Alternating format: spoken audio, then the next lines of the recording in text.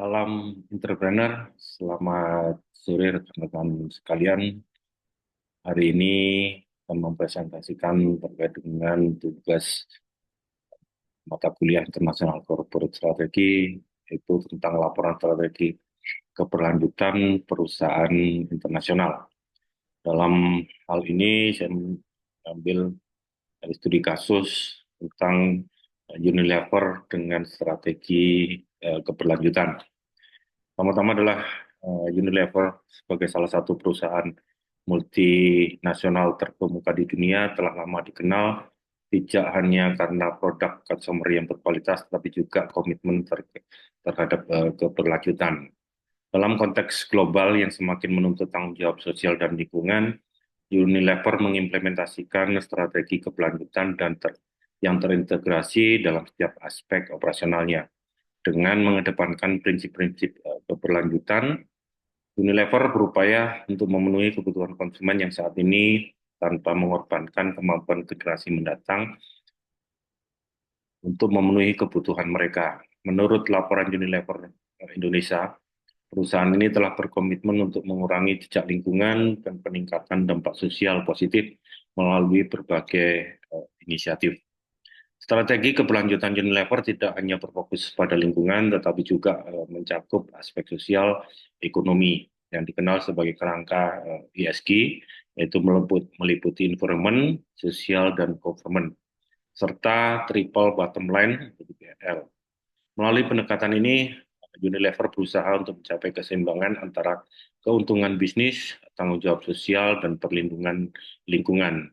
Dalam makalah ini akan dianalisa lebih dalam mengenai strategi keberlanjutan Unilever serta dampaknya terhadap perusahaan dan masyarakat.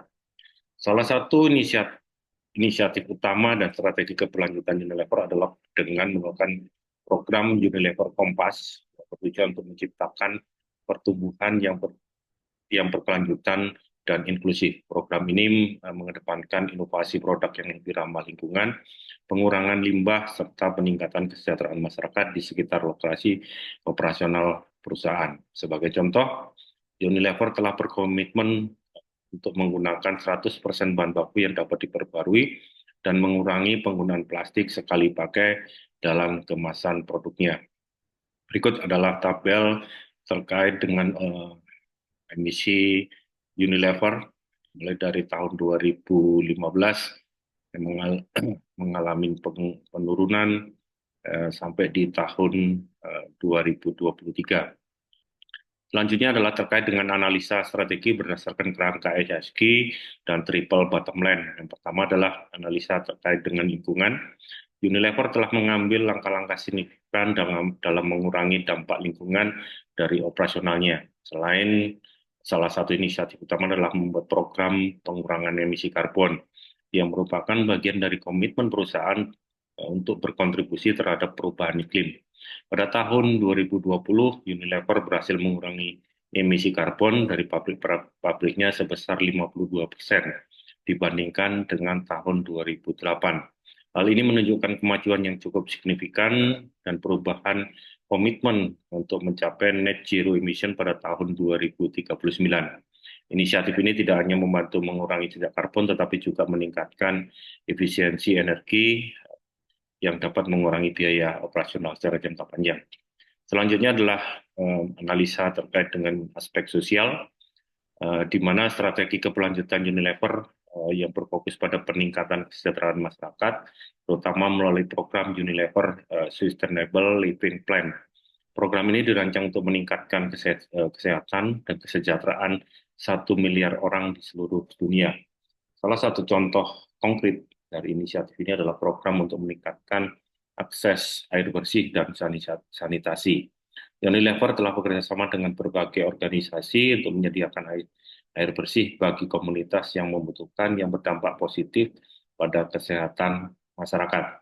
Data menunjukkan bahwa lebih dari 5 juta orang telah mendapatkan air bersih melalui program ini sejak diluncurkan, menunjukkan dampak nyata dari upaya Unilever dalam peningkatan kualitas hidup masyarakat. Unilever sendiri telah berkomitmen dalam menciptakan lingkungan kerja yang inklusif dan beragam. Perusahaan ini menerapkan kebijakan yang mendorong keberagaman dalam timnya dengan tujuan menciptakan budaya kerja yang lebih inovatif dan responsif terhadap kebutuhan konsumen yang beragam. Data menunjukkan bahwa Unilever telah mencapai peningkatan signifikan dalam representasi perempuan di posisi kepemimpinan, dengan 50% dari posisi manajemen senior diisi oleh perempuan pada tahun 2021. Selanjutnya adalah terkait dengan aspek tata kelola atau governance. Tata kelola yang baik menjadi pilar penting dalam strategi keberlanjutan Unilever, di mana perusahaan ini telah berkomitmen dalam penerapan praktik bisnis yang transparan dan akuntabel. Sesuai dengan laporan tahunan, Unilever telah mengungkapkan bahwa secara rutin melakukan audit internal dan eksternal untuk memastikan kepatuhan terhadap standar keberlanjutan. Hal ini juga menyangkut pengawasan terhadap seluruh rantai pasok untuk memastikan praktek yang diterapkan sesuai dengan kebijakan keberlanjutan yang telah ditetapkan. Dengan adanya audit yang ketat, Unilever dapat mengidentifikasi dan mengatasi potensi risiko yang mungkin timbul dalam operasionalnya.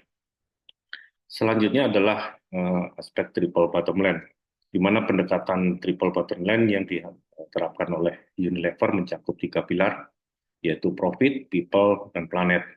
Dalam hal profit, Unilever telah menunjukkan bahwa keberlanjutan dapat sejalan dengan pertumbuhan bisnis.